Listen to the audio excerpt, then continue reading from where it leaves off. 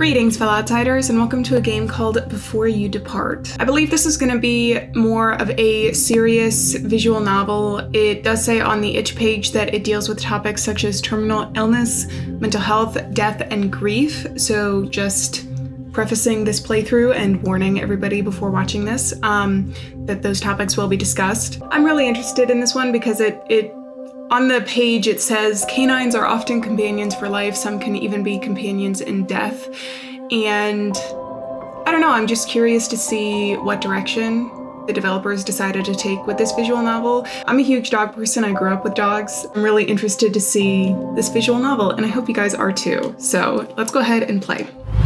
At 3:05 a.m. during the dark of a drizzly morning, I finally succumbed to leukemia.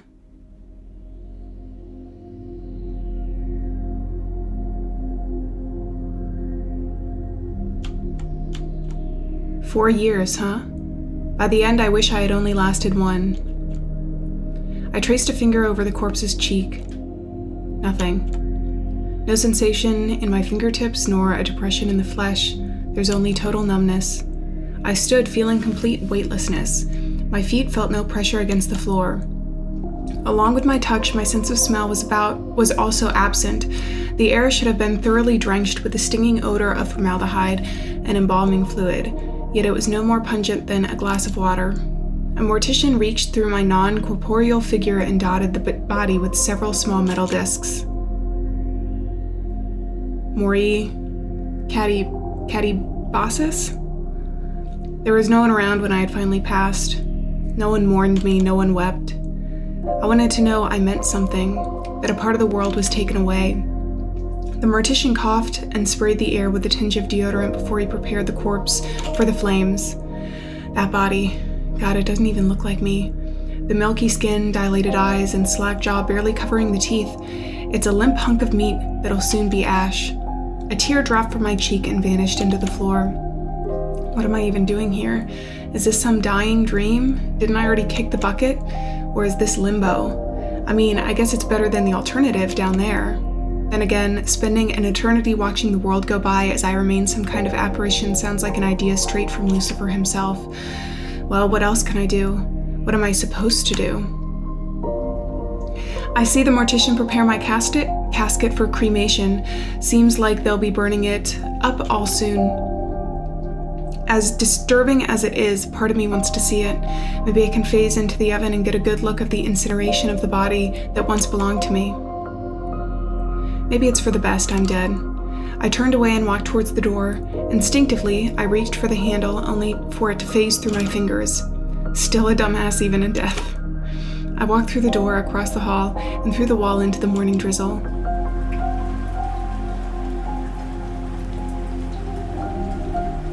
Not a bad day to die, I guess. Weather's appropriate. I look up to the gorgeous gray sky, and I could almost feel the faint dabble of water on my face. During mornings like these, I would curl up with a cup of coffee and simply stare out into the endless white fog. I gaze at nothing in particular, just enjoying the blankness of the sky's canvas. I wandered outside the mortuary until I reached the garden. The spring rains had brought dazzling flower blossoms that adorn the edge of the pathways, and they all lead to a tall fountain at its center. I approached the fountain and laid at its base. The pattering water provided a nice, soothing ambiance. That this truly isn't some dying dream. Nothing seems to be stopping me from going anywhere I'd like. I wonder if they just forgot about me. Am I just a lone soul consigned to wander around forever? Might actually be fun for a century or so. I dipped a foot into the fountain. As expected, no ripple or chills. I couldn't rightly tell if I was actually submerged at first. Is this how I'm spending my afterlife? Playing around in a fountain outside some backwater mortuary? Do you enjoy the water too? Huh? A voice? Is someone there? I turned around and scanned my surroundings, but I didn't see anyone. Up here, sir. Wait, what? Hi. What the heck? I collapsed, phasing partially into the ground. What are you? Oh, I'm sorry, Mori, I didn't mean to startle you. Let me hop down. Aw, he's so cute. That thing threw itself off the statue and into the water. No splash. No, this has to be some kind of nightmare. Stay back, please. Just let me die, okay? You already did that, though. A few hours ago, actually. You finally passed away. So don't worry, you are dead now, I can assure you. What are you talking about? The creature sighed and dragged a claw across its fur. He had shaggy, pitch-black fur. It wavered delicately, as if exposed to a soft breeze. Ghostly petals tapered from his sleeves and tail, swirling around in the air for a moment before fading into oblivion. This demon knelt down into the water pool. He stared at me immensely with those hellish red eyes. I'm sorry, perhaps I should let you calm down first. You want me to calm down? I have no idea what's even going on. Well, as I mentioned before, you're dead. However, you haven't been taken beyond yet. You're in the in-between, as I call it. I'm sorry, the character design is so cute on this character, that the fact that our main character is like, I think it's just based on the coloring. And maybe if this were like a real life rendition, it would be scarier, but like, I don't know. He looks like he's got a friendly face. Look at how sweet he looks. And he's been nice so far. Taken beyond? Yes, where all souls go. Oh, how rude of me. I should have introduced myself. I am Memento. See? Look. He's so cute. Your reaper and guide into the after. It extended one of its paws towards me. I stared blankly for an uncomfortable beat before the wolf creature retracted its arm. I'm sorry. Was that inappropriate? I do apologize, Mori. I hope I did not offend you in any manner. You know my name? Of course. It would be rude not to. My nerves cooled a touch. If this thing meant to harm me, assuming that's even possible, it would have done so now. It spoke in a hushed tone, almost reserved. It was like the whispers of the wind. Memento? Yes? Yes, sir. Is there anything that you require? Can we roll back a bit? Because I have a lot of questions. Of course, ask away. So, you reaped my soul. You took it out of my body. Well, no, actually. What? I mean, that is my job. My handiwork is quite excellent. You'll find no other reaper with a more refined skill, I assure you. However, I did not take your soul myself. Usually I'm supposed to, but this time I just let the spirit leave the shell naturally. So, now you see me. What? Why? He's a reaper. My reaper. Why didn't he take my soul? What the hell is this guy on about? God, if this is actually a dying dream, please just let me croak already. Why would you do that? Why would you do that? I died hours ago, and only now you show up?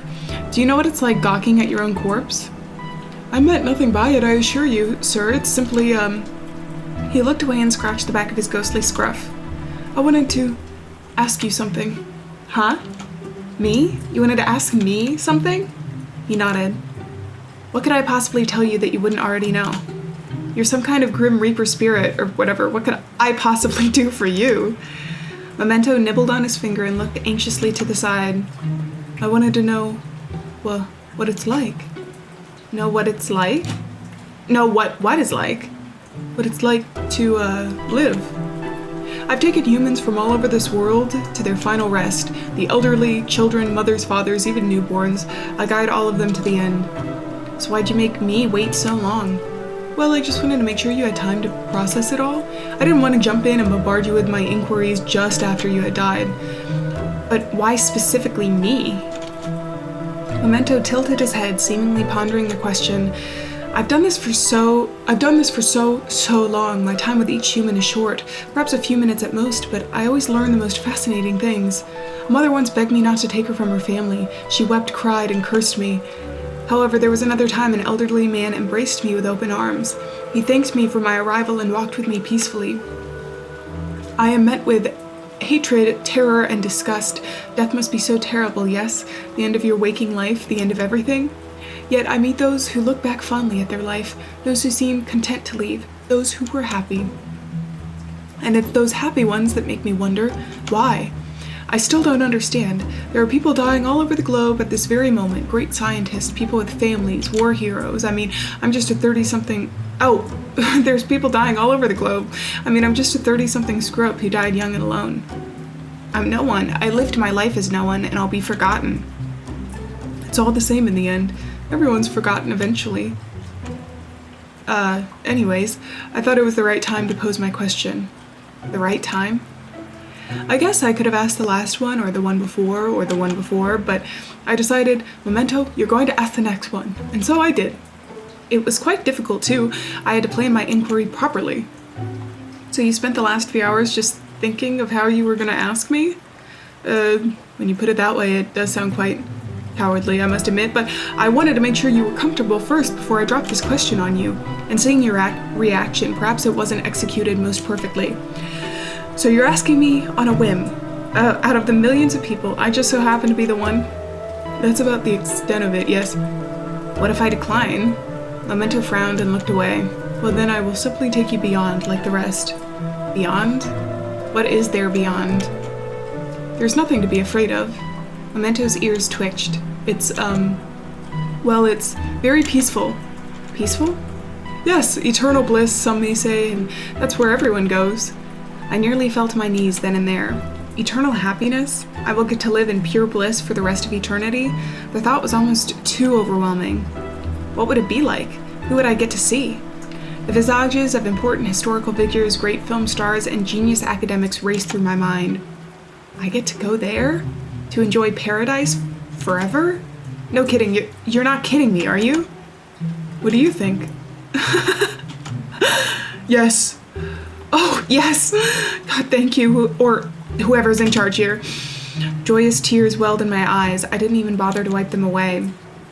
After everything I experienced, something amazing finally happens, and it's the greatest thing imaginable. I turned to Memento, bearing a beaming smile. I could at least try to help him considering the good news he just delivered. So you want to know the meaning of life? I mean, I don't think I could tell you. I wouldn't know where to start. There are people who have dedicated their entire lives to that question, philosophers who... Oh, yes. Oh, I've met one. Mr. Hegel. He was quite an interesting fellow, I must say. He did not take his reaping quite well, I must admit, and he talked in droves. It must have been an hour before I could convince him to just go away. Interesting man. Shame I cannot speak with him again. So if I tell you what you want to know, then what do I get? Do I get to return? His eyes flicked to the side, and he cocked a brow peculiarly. My apologies, but no. You are deceased, Maury. There's no returning. So what if I just run? Memento stopped for a moment and stared directly at me. His red eyes widened into blood-red moons. You could run it to the ends of the universe, but I would still be there to take you away. There is no being that can escape me. No one ever has, and certainly none ever will. He explained flatly. It's simply how it is. For once, his gentle demeanor peeled back and gave way to something otherworldly. His voice chilled my bones to their marrow. I swallowed a heap of lead and receded. Do not mistake me, Maury. It would be unpleasant. A moment had passed and the chill vanished. It was replaced by a slight warm smile. However, I will offer you extended time to make peace with things. It is morning now. I must take you beyond by sunset. You have all day to show me. Perhaps you can make peace with your departure. Many would give anything to have one final moment with the ones they loved, to actually say farewell, or to amend a bridge that has long been burned. So will I get to make peace with everything, if I tell you what it means to be, well, me? Yes, that's the extent of it. I looked to the overcast sky, a cloud parted, giving way to a sunbeam. Me? I'm the one who gets to find closure? Not the mother Memento tore away from her family, not a young lover who never gets to see their significant other again, just me, the man who has nothing. What is there to even close? I turned to face Memento. He shifted around in anticipation, biting his lower lip with a knife-sharp fang. Closure, huh? Well, what's a few hours compared to eternity? Fine then, I'll help you. A snaggletooth grin spread across his face. Oh, most excellent! You have my eternal gratitude. He reached out a paw, offering to pull me up out of the fountain's pool. Need a paw, my friend? I grabbed Memento's paw. For once, there was something tangibly there. It was almost uncanny. He hoisted me up, and I could feel the strength of his forearm, the brush of his fur, and the coolness of his paw. Memento held my hand for a few seconds, staring intently. Oh, my apologies. You humans are always so warm. The sun sliced through the heavy overcast, and the city was coming to life with activity. Children prepared for school, and adults began commuting to their 9 to 5. Everything was so normal. Life continued unabated. So then, where should we go? I don't know. You don't know? Well, I'm not sure. I wanted to see what kind of joys you could explain to me. Joys? Yes, joys. The things that make humans smile, things that they look back on fondly. They always speak to me of things like family, loved ones, or material items that gave them great joy. If humans did not have these joys, then what reason would they have to be distraught by my arrival? Joy must be the key, yes? I guess. In a sense, everything we do is in service of maximizing our happiness, be it money, a loved one, or material items as you described. So, show me. Show you? Yes, show me a joy. You had a joy, did you not? Damn, been a long while since I thought about that. When was I last happy? I skirted around the fountain and sat on the side facing the city. Memento hopped beside me, legs crossed and arms leaning on his knees. He stared at me curiously, like a child expecting an answer. When was I last happy? Obviously not any time within the past few years, but even before then, before I pushed everyone away. I delved deep, reaching into the past. Moonlit Waltz. It was a play I was in, God, way back when. It was about a star who fell in love with a man on Earth. It was all about their differences, their growing connections and all that, but the star had to return home since she was a star, so she had no choice. But before she left, she had the man dance in the starlight one final time. Oh! He was fully invested now, ears peaked and eyes wide. If they weren't so bloodshot, I dare say he looked like a puppy of sorts. And that's what you remember, yes? So show me. Well, I can't really show you. It happened a long time ago. Oh, right, that is true. Memento sprung up from the fountain's edge. In that case, when did this play happen? I'm not sure. It was a big theater during college, like 10 years ago maybe, so around that time. 10 years, got it. What are you doing? Are we going back in time? Before I could finish that thought, Memento snapped his fingers and the entire city swirled into a vortex. What the hell are you doing? Going back, seeing your memory and all that. Here we go. This must be it. Last night, I met a star. She was the most beautiful star you've ever seen. Who are you? Your hair? Your body? You came from the sky? Yes, I traveled so very far to arrive here, though endless space and past innumerable planets you may never would have imagined existed. And on my journey, I have arrived here in this meadow, with you. I don't believe it. This must be a dream. This is like Horace Community Theater, just as I remember. I stood at the very back of the bleachers, watching actors from above. What is your name? Oh my lord, is that what I sounded like? Whoa. I turned to face Memento, who was sitting half-phased into an elderly woman. You gonna get up? Oh, I didn't even notice. Apologies, ma'am. Is this your theater? His eyes were alight with awe at the half-assed set and poor lighting. It was a little derelict. I think they were renovating while the show was in production. I see. Memento walked through a couple seats towards the stage. Come on, I want to get a closer look. What? Nothing I could do to stop him, I guess. I took the central staircase instead, careful to avoid phasing through anyone. The scene transitioned and the set shifted. You tell stories like this, but nothing's changed. Wasn't this the same place as before? Plays require some suspension of disbelief. Like here, we're supposed to be back inside a house. You can see over there the technicians moving some of the furniture on set. Oh, so it's up to your imagination then? I suppose, yeah. And this is what gives humans the joy, these play things. Well, if you're a good enough actor, then perhaps. On cue, my character ran in, opening the door in an overdramatic, frantic fashion. Father, you would not believe what just happened. Oh, brother. Memento pointed gleefully. That's you. Yep, sure is. So tell me more. About plays, all this theatrics and stuff. Oh, you must have been so happy, yes? Well, I suppose. Happy? Was I happy here? I glanced at my character, who was telling the story of his chance encounter with the star, the delivery, the enunciation, the stuttering. God, how did I even get this part? But I looked into my own eyes, and there was passion. There was excitement. This must have been the first showing. I remembered staying up all night, butterflies fluttering like crazy, the nerves, the anxiety, and then finally going on stage to perform. Poor kid. He has no idea. No idea what comes next. Look at him, so full of aspirations, so full of dreams. I wanted to become a star on Broadway, to show the world my talent and my passion. Perhaps it was doomed from the start. How do you mean? This kid had a dream, Memento. Something he clung on to harder than anything else. Something that drove him to walk forward every day, amid all the shit in school and the pain of other circumstances. And that is what joy is? A dream? It could be. And what happens if that dream is impossible? I bit my lip and looked downwards. Now that's the real problem, isn't it? But you look so happy. Because I was a dumb kid who thought I could make it. I grew up on Julie Andrews and Fred Astaire. Kinda sad looking at it. But you are happy here, yes? So how could that be sad? It's a crapshoot, Memento, a game of luck that was never in the cards for me. No money to be made in it, and my father was so kind to point it out. So what did you pursue instead? It was something he insisted was a safer bet. Maybe he was right.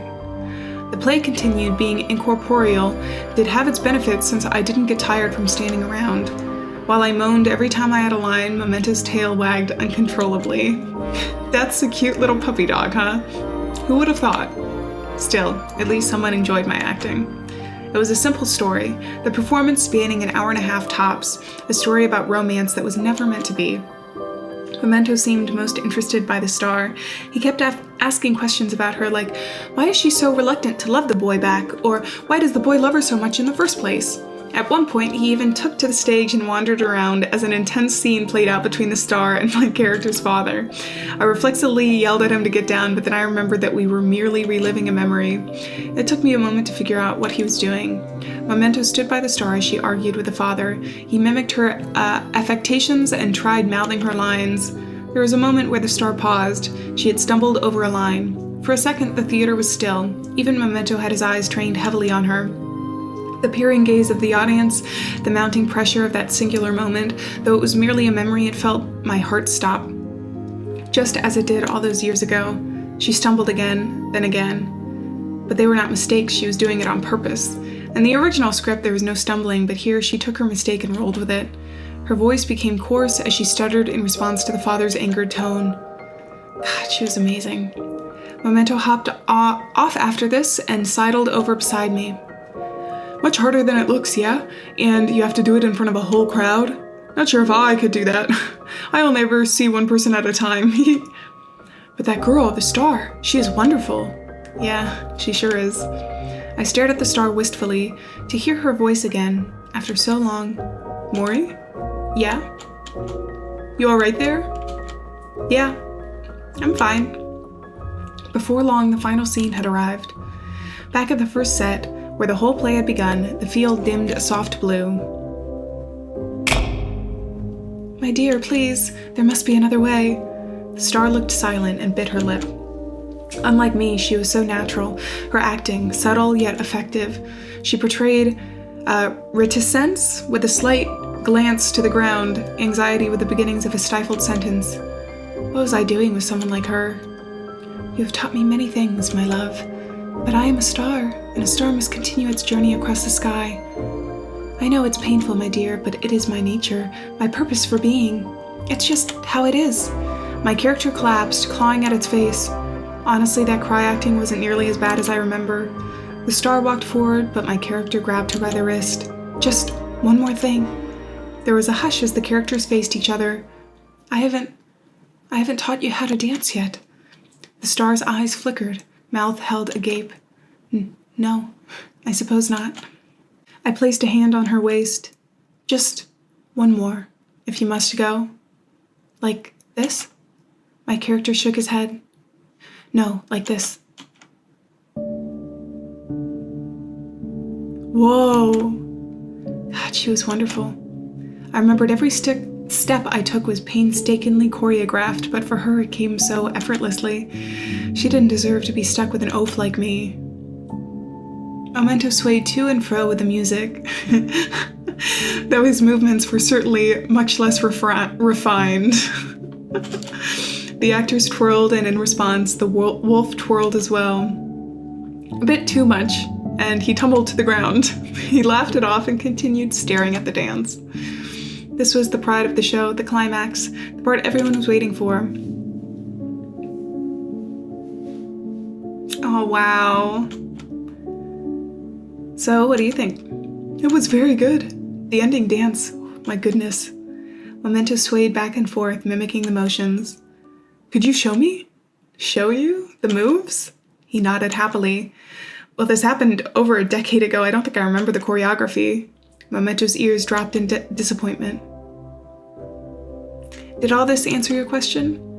Well, somewhat. I'm still unsure what you mean by dream. A joy cannot just be that, can it? What about a sunset, or the smell of a pretty flower? Well, I suppose, but... Oh, or belly rubs! You get belly rubs?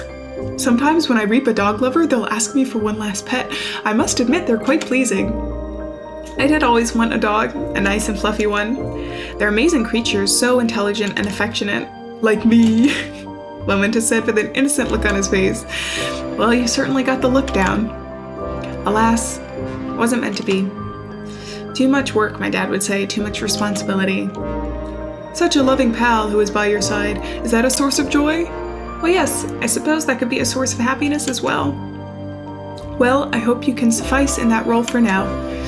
Well, you're doing adequately. But back to the whole joy thing. They're, fleeting. I mean, isn't that life? I suppose. But those are different. A pretty flower, a sunset, or belly rubs will gratify you in the moment. An ambition, however, that's the goal for the long term. Perhaps even your whole life. Some get to achieve it, while others, I watched a lot of classical movies during my childhood. Lots of big dancers, singers, and thespians from 50s and 60s. I remember staring at the screen in awe of what I was witnessing. The colors of the films, the passion in their voices and movements, they were utterly enchanting. That feeling of captivation blossomed inside me, made me want to do the same to others.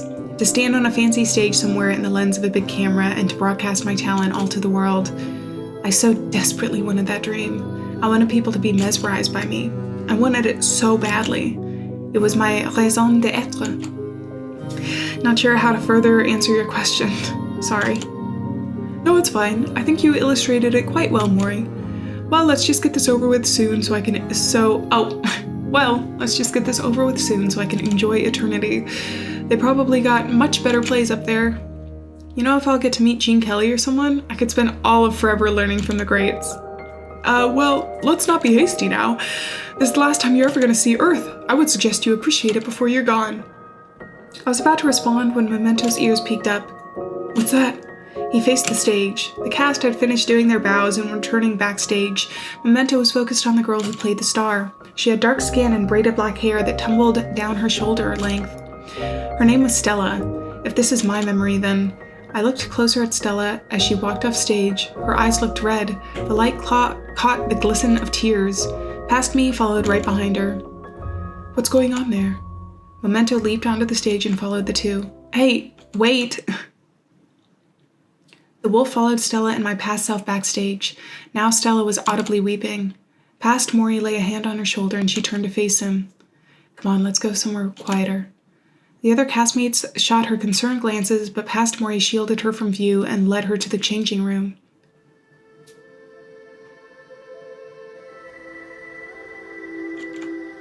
He didn't show up. Come on, he must have been in the crowd. Did you see your mom?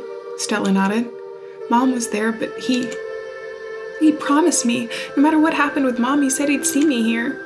Stella, I just wanted him to be here like before. Memento sidled up beside past me, looking curiously at the weeping girl. What's happening? Stella knelt down and buried her face in her hands. Why? Why did he have to? I know what you're going through, Stella. But never ever blame yourself. It was their decision. He never did enjoy these plays, always said it was a waste of time. Maybe he's right. You know what? Your dad is a piece of garbage. Abandoning you like that, crushing your dreams. What kind of parent does that, leaving you to suffer in the wake of their own issues? They're awful. Scum on earth. Forget about them. Stella looked shocked and stared at my past self unblinking.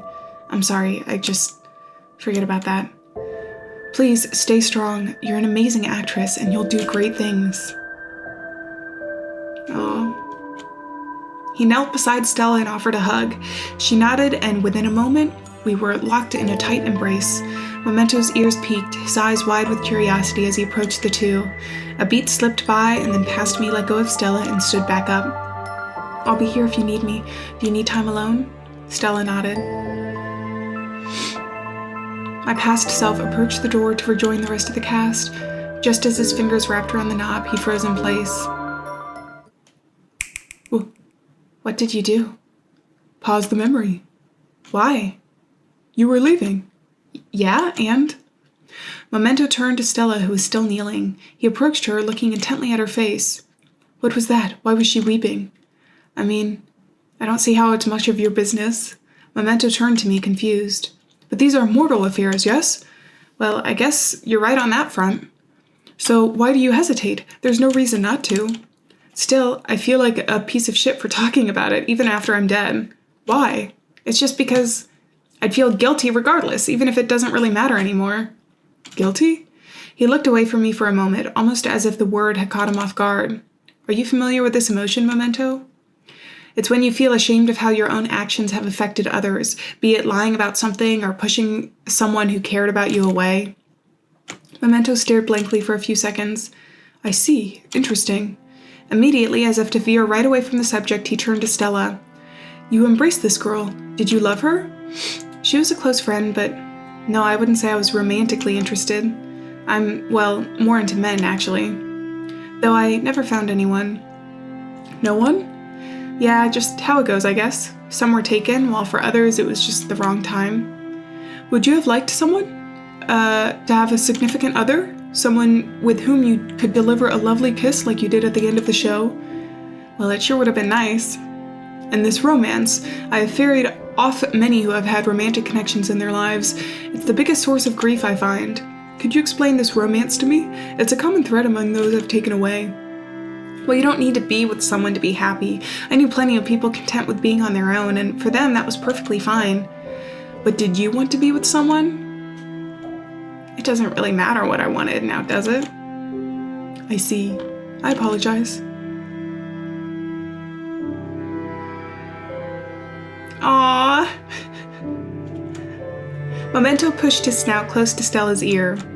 The wolf then threw a pair of fuzzy arms around her static body. I hope things turn out well for you, miss. I hope you don't see me too soon. Aww. What a sweetie pie. Memento stood back up. Why did you do that? Because you did it. You did a hug, and so did I. Yeah, but it wouldn't have affected her. This isn't even her, it's just a memory. Yeah. So why? Memento tilted his head and pondered for a moment. Like you said, just because. She just put on such a stunning performance, and now she is here crying backstage. I also wish to understand this. This? Yes, pain, I believe you call it. Not pain of the body, pain of the heart, the soul. There are almost always tears when I reap someone. They're so deeply sad. But then I meet someone who is glad for it to all be over.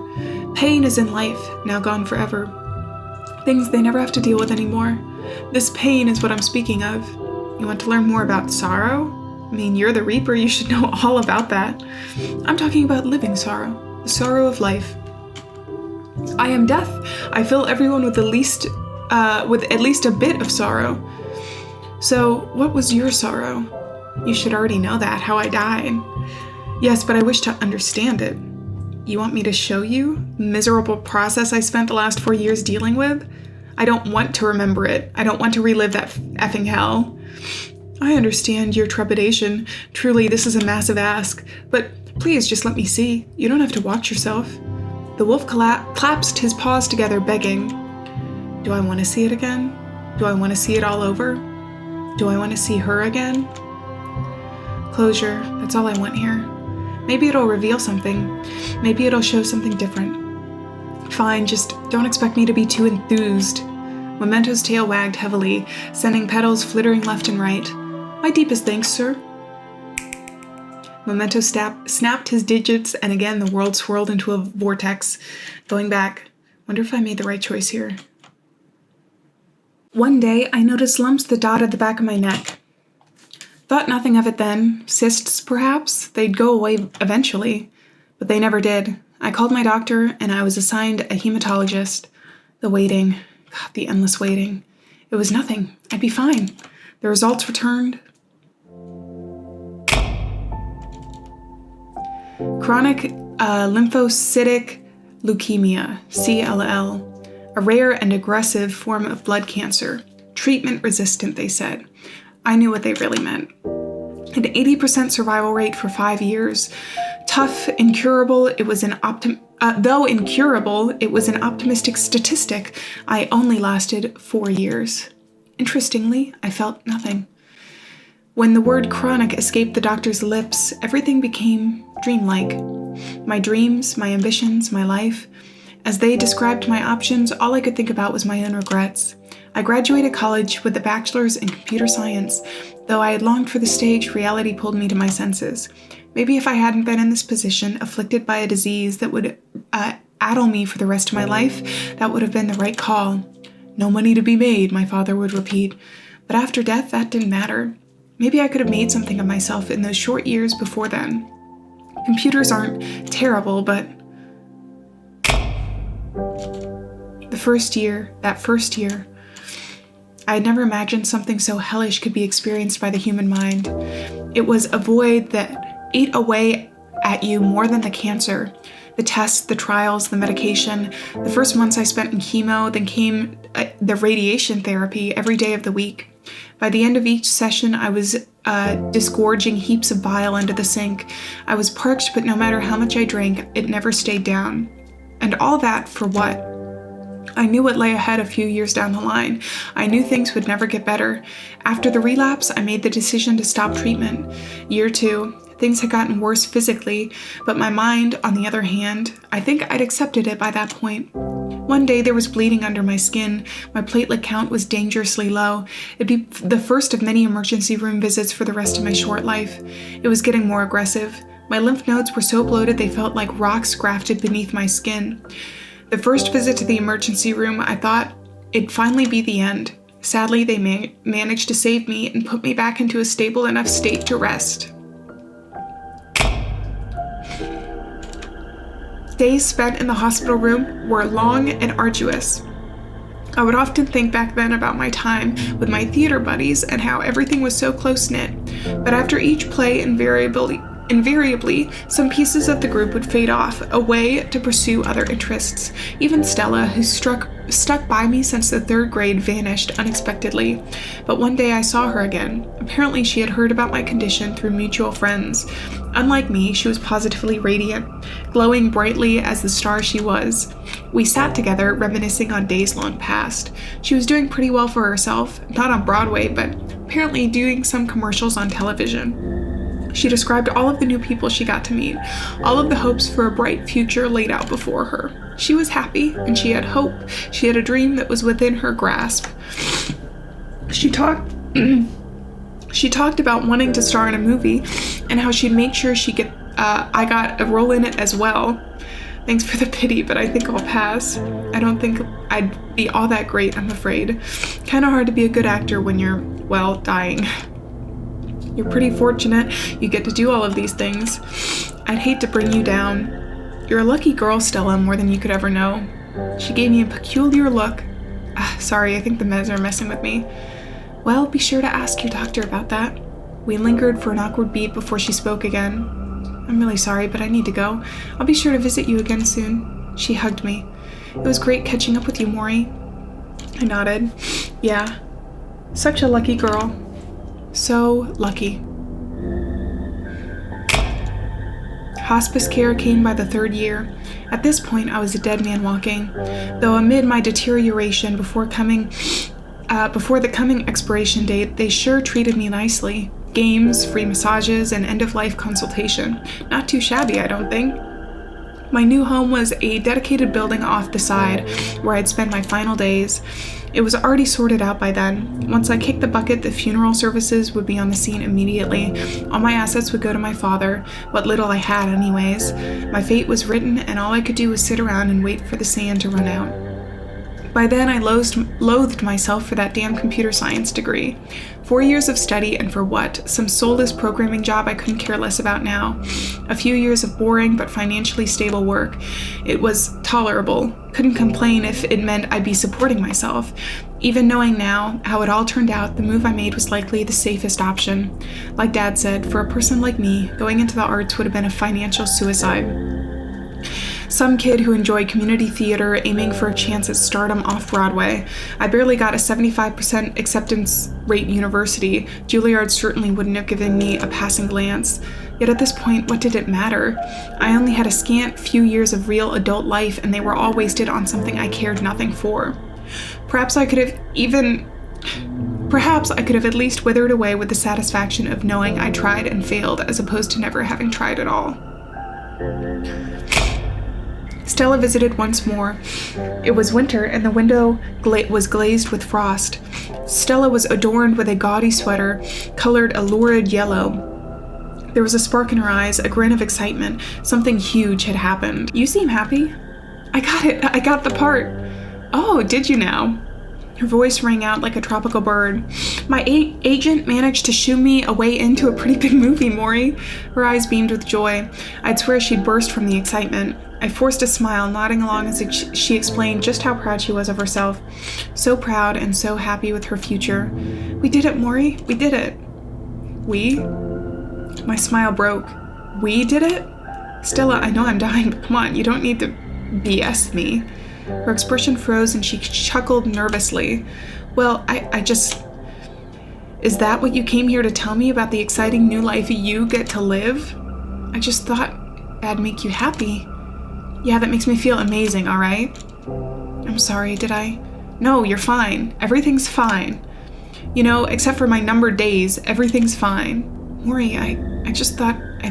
I thought it'd help. Help? You thought it'd help? I sat straight up and stared at her directly in the eyes. I don't need your help, Stella. I don't want it. You have to understand there's nothing you or anyone can do to make all of this okay. It's pointless. It's BS. Why the heck do you even bother with me? Are you unable to grasp the fact maybe I don't want to be reminded of what I could be doing? Maury, that's not... Look at me. I tore my hospital gown away, revealing my diseased skin, blotched black and blue from internal bleeding. The bumps won't get any smaller. My hair bleached white after the treatment. Look at me. Look at me and tell me this is okay. I just want dignity. I want to go with dignity. I'm prodded day in and day out, babied every day, trapped in this godforsaken hole of misery. Maury, stop it, please. I know you're going through so much. I want to be there for you. I want to help you. I understand your pain. You understand? How could you possibly understand any of this? You're on your way to a glamorous, successful, fulfilling life, and I'm on my way to an early grave. By now, Stella's eyes were red. A glistening bead of tear rolled down her cheek. I'm sorry for all of this, Maury, but please don't take it out on me. Let me tell you something.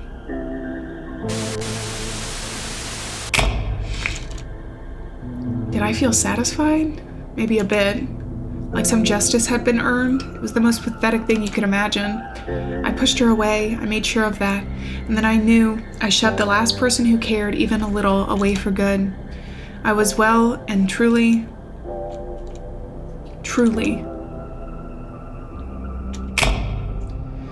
What time is it anymore? How long will it be until it's done? I had no sense of when anything was. I would wake up each night confused and scared. I could barely recognize the faces of the nurses. The end had arrived. My body was finally giving in. I had no interest in the games, no interest in the massages. The only thing I wanted to do was simply lay there, staring up at the ceiling with eyes half closed and mouth slightly agape. The pain had gotten unbearable, and I'd spend most of the day addled by the agony that the medication only slightly subdued. One night, the night before I died, I dreamed about my mom and dad again. They were actually together, smiling. It was lovely. Dad had made a smoked brisket sandwich glazed with barbecue sauce. Even then, in my dying stupor, I could remember the tingling sensation of its sweetness on my tongue. Mom would laugh alongside him. We invited Stella over for some games, and there was no particular passage of time, no real linearity to it all. One moment, I was there with them, and then I was middle-aged, nice and wealthy with several children and a loving husband. My parents were now elderly, so I took them on a nice tour of Europe. The way they looked so happy together as they stared at the Eiffel Tower, it felt real. There was another dream where I was still an infant, barely coherent with language. I showed my parents a finger painting. They laughed, very proud of their son's incoherent splattering of colors on the canvas. It was intended to depict a dog, the one I always wanted. A dog, yeah, a nice big dog. I remember begging for one when I was 5, but my dad strictly forbade it. Too much work, he said, too much responsibility. I wanted him to be cool, big and strong, but affectionate.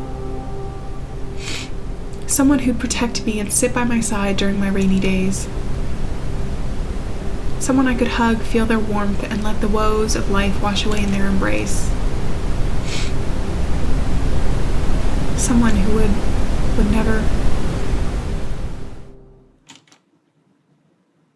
That's how it went then. You saw it yourself. Humans do often tell me of their suffering at the hands of illness. Does that disturb you? It's nature. This may sound disrespectful, but I truly have seen it all. I did not witness your unfortunate demise just to experience the human suffering. I understand that it exists. I understand more than you could ever know. But I must ask, why? What do you mean? Like, why we live in the first place if it all ends the same? With you? No, as selfish as it may sound, I wonder why I must exist. I was placed in this world as a means of taking you beyond, to take you to your final resting place. Beyond the instinct that is engraved into the very fiber of my being, I cannot understand the purpose of it. Things must change, things must end, and I truly understand and exist to perform. But the suffering, the sheer suffering of knowing I'm around the corner, then why are you so chipper? Chipper? Yes, you're nothing like I would have imagined. I was never sure there was an afterlife, much less a canine psychopomp who would guide me there. You've seen this thousands upon thousands of years of death and decay.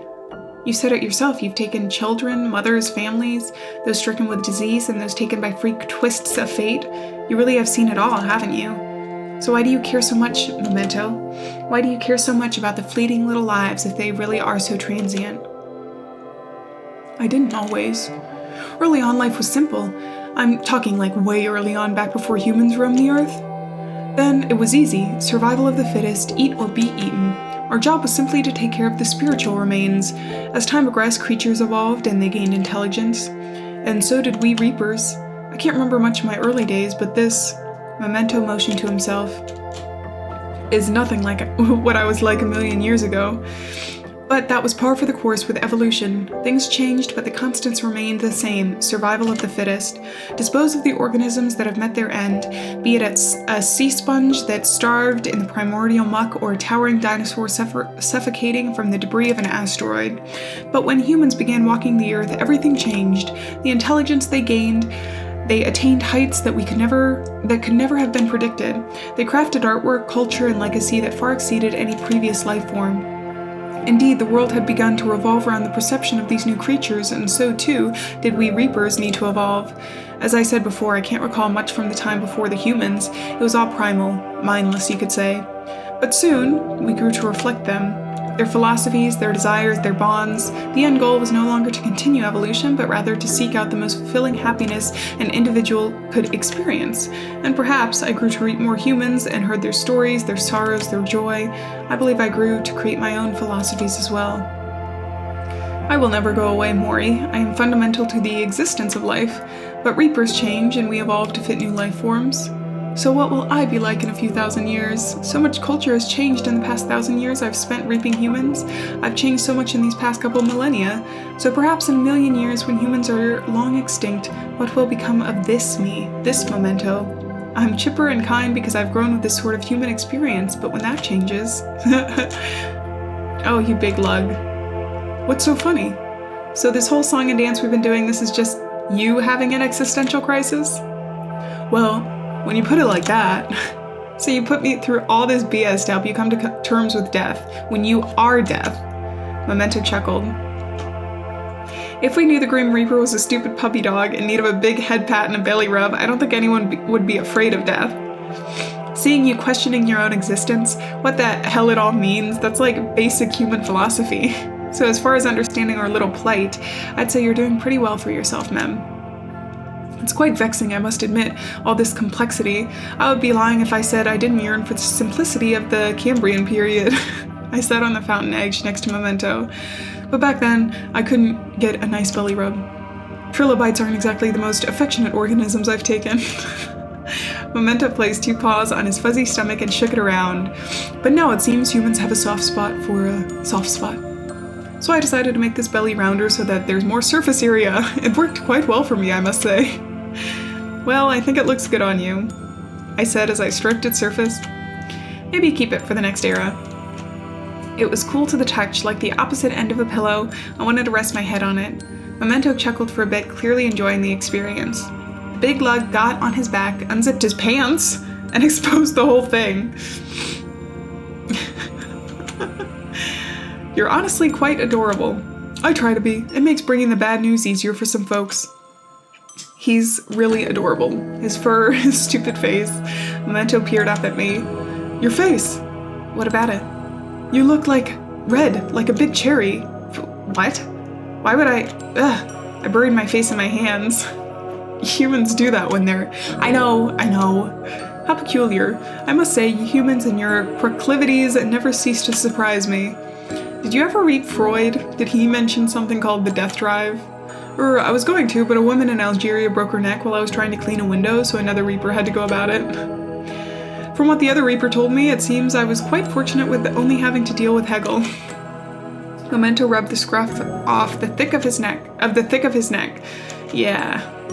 Memento had a distant look in his eyes as he turned away from me. I guess today took a lot out of this death deity, me as well. I look up at the sky, brilliant hues of red and orange painted behind thick wisps of clouds.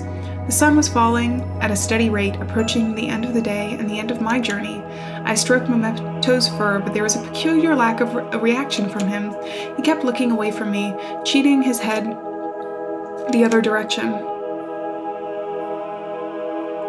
Eventually, Memento gently pushed me off his stomach, and he sat up, looking troubled. Hey, are you all right? In truth, no. What's bothering you? Memento then turned his gaze to me, and I was met with a sorrowful expression, one I had never seen from the wolf until now.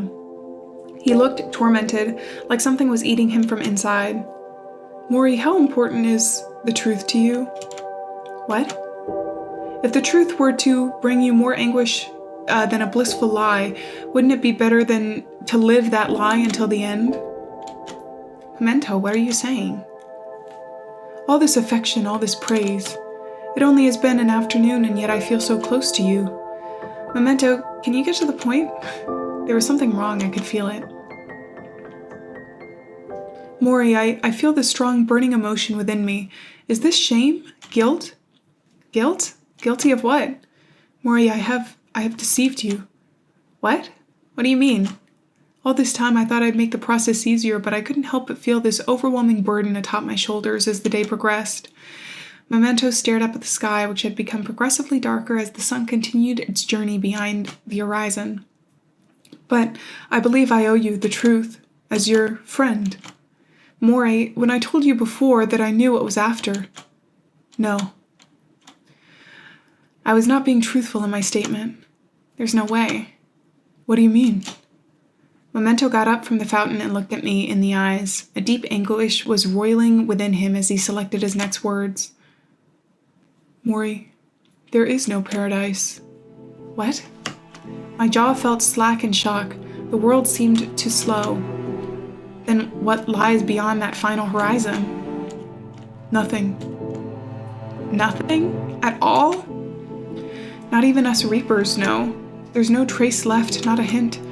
The body returned to the earth and the spirit returns to the universe. What truly happens to your consciousness, we have no way of knowing. but in all likelihood, I don't expect anything to lie beyond that last horizon. This is the loss of me entirely, loss of consciousness itself. How could you? How could you lie to me about this? Most humans, when confronted with oblivion, it's impossible for them to truly grasp it. They begin losing themselves in the despair. Many humans indeed ponder or even certain that there's nothing after death, but to receive the explicit truth from me, it breaks them. I simply wanted to what? To alleviate the anxiety as we explored your past. So you lied to me about eternity because it was convenient? Maury, I was promised the greatest reprieve I could imagine, an eternity of paradise after the hell I endured on Earth. I went through all this just for you to satisfy your stupid curiosity? And what did I get in the end? Nothing. That's it. Do you immortals comprehend oblivion? Is that even possible? I'd ask you the same, can you? Whenever I pictured death, I imagined eternal black, a sea of dark in which I would exist forever. But that implies consciousness. What lies beyond exceeds any human comprehension. Nothing. Pure oblivion. This POS. I knew it was too good to be true. Truly, how could a death deity understand? Why would it care? To this, I'm a fleeting little gnat. No, even less than that. I'm just a tiny blip. Even if this Reaper feels guilty 1,000 years from now, it wouldn't have mattered. Memento will come to exist to the end of time, perhaps until the very last life form takes its terminal breath as the universe collapses in on itself. But me? This is all I have. This is all that I am. No. I shove Memento aside. You can't do this to me. I'm well and truly sorry, Maury, but there's nothing you can do. Screw you. I ran. Without a body or energy to waste, I could run as fast as I wanted to and never slow down. The world was a blur, a blitz of color and light. No, he can't do this to me. It can't end this way. The life I've lived, I left nothing behind but regret and suffering. I don't deserve any of this. Just please let me exist. Maury, you can't run. His voice came in from all directions. I couldn't tell where from, and all I could do was keep running. Get away from me. Oh no. I twisted around and dashed the other way. There has to be somewhere. Maury, please, don't make this harder than it needs to be. Stop following me. I have to run somewhere that's safe. He's behind me, I can feel it. The petals, they danced in the corner of my vision. I have to run. I have to get out of here. I have to escape. Please, God. Stop. This at once. I told you there was no outrunning me. This goes no further. Do you understand? Why? Why does it have to be like this? It's just how it is.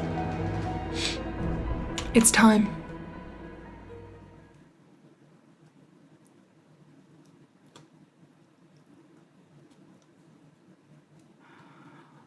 I thought that was like the end.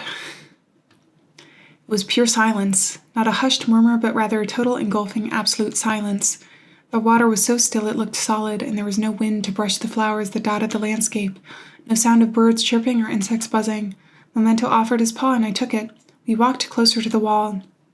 It was soft, yet I felt as though no force on earth could sever its grasp. The boards were silent as we strode across, not even a faintest thumping of wood. Silence. It was pure silence. Memento turned to me and sighed. Well, my friend, this is it. I approached the wall and brushed my hand against the petals. They danced around the tips of my fingers, but I couldn't feel them. I retraced my hand, and the petals receded in a splash of red. Looking up at the wall extended far, far from the sky. At both sides, they stretched beyond the horizon towards infinity. You may have a seat here. You can take as long as you like. Thank you. Yeah.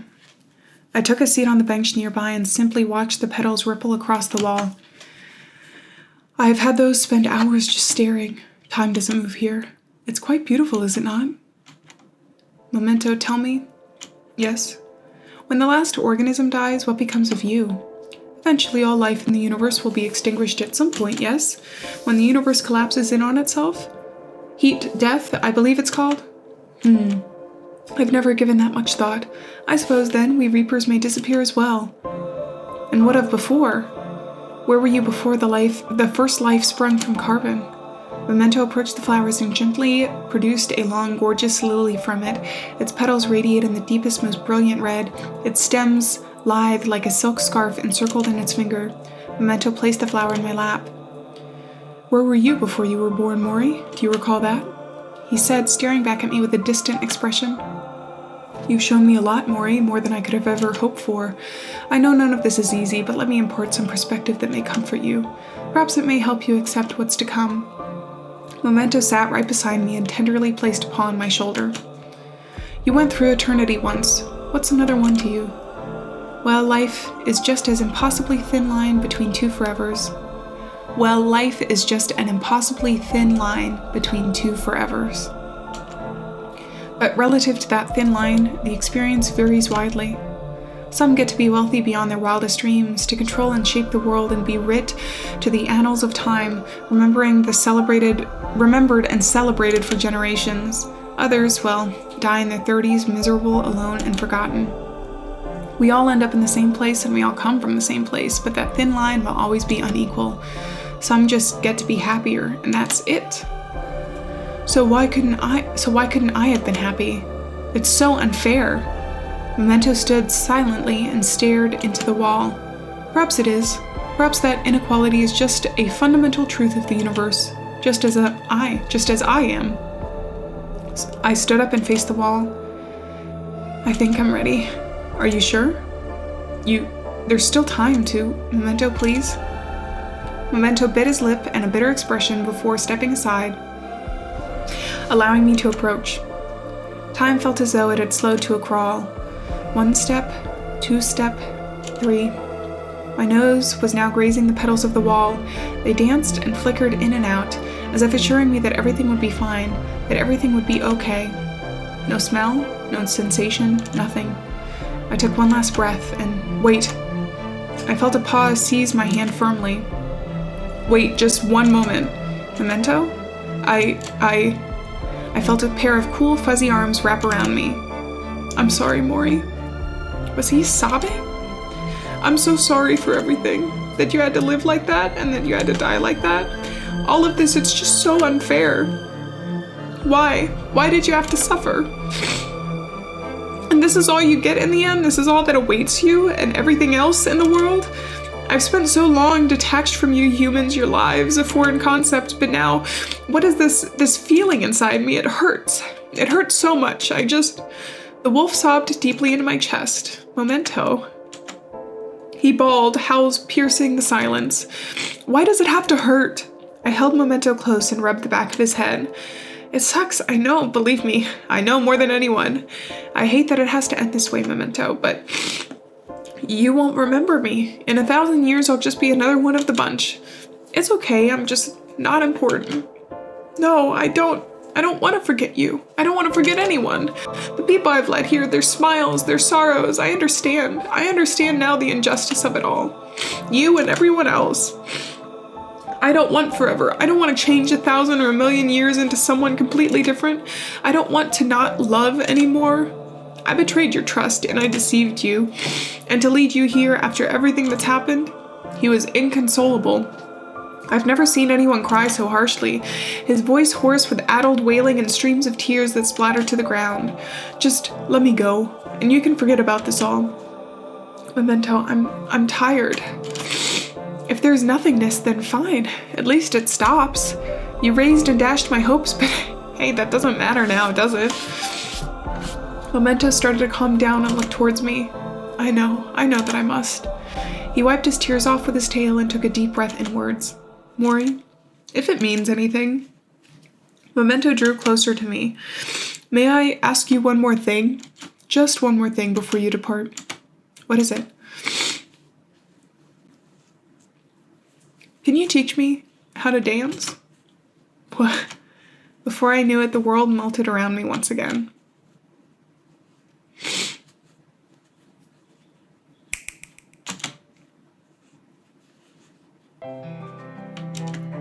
This is...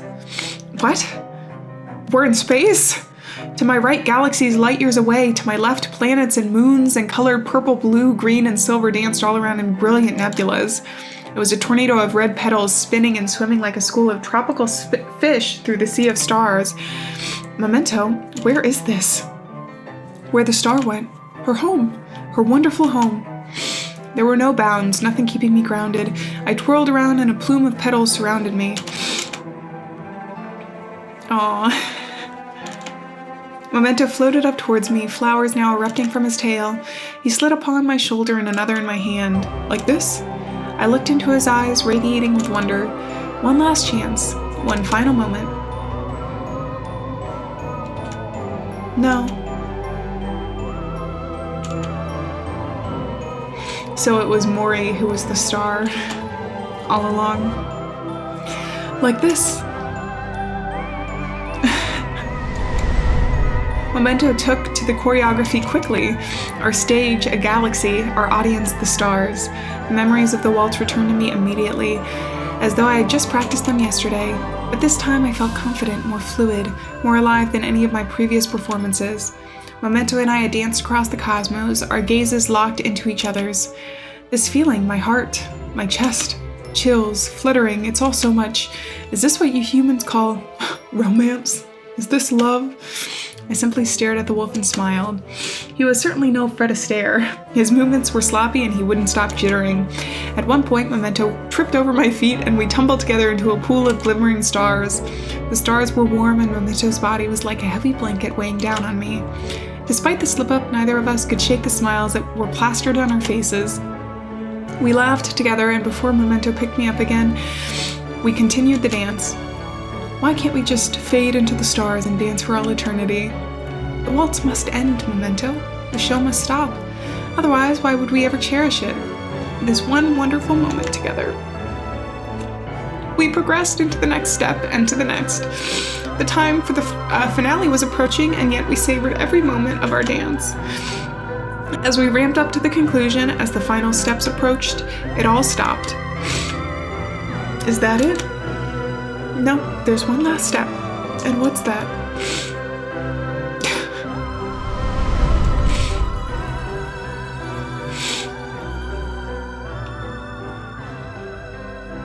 I can hold your hand if you want. It won't make you disappear too, will it? Memento shook his head. No, nothing can. Thank you, Memento.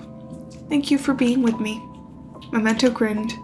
It's what I do. It's just how I am. I simply smiled back at him and rested my head on his chest. It was warm. For once, the wolf was actually warm. Like the humans. At the beginning, he said that humans are always warm. We both stepped forward and plunged into the flowers.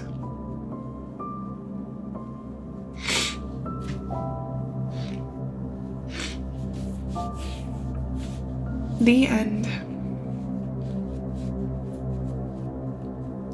And just like both Memento and Mori,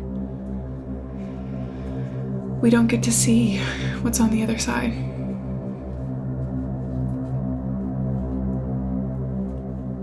Is that truly the end?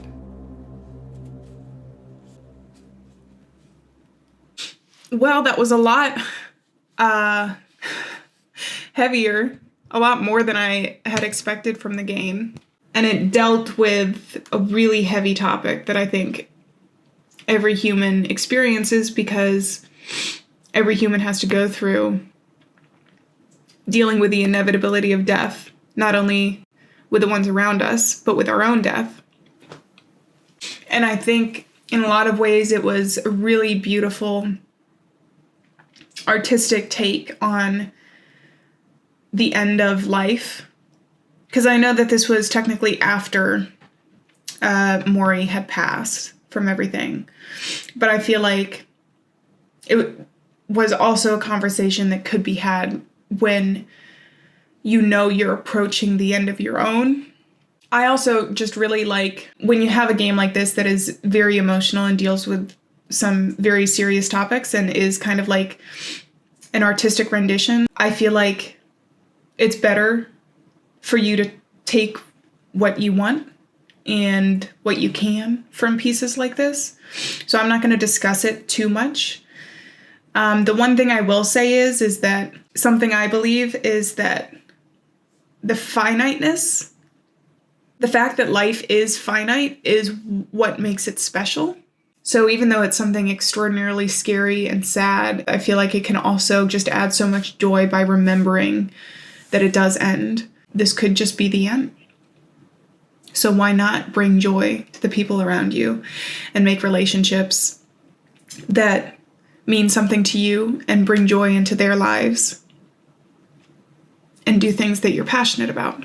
At least partially the meaning of life is to live and experience emotions, both good and bad, and bawl and, have sorrow, have happiness, laugh until you pee. Memento Mori, when I was saying the characters' names, it sounded familiar to me and I knew it was a phrase. I looked it up. It means a artistic or symbolic trope in acting as a reminder of the inevitability of death. So their names are very fitting for this game.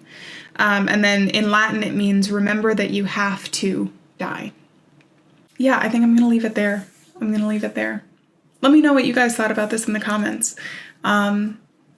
It's definitely a lot more serious than most of the things that I do on my channel. So it's a little bit different, but I'm glad that I played through this. So on that note, I'm going to say farewell, friends. Thank you so much for being here. Remember, we're not alone out there.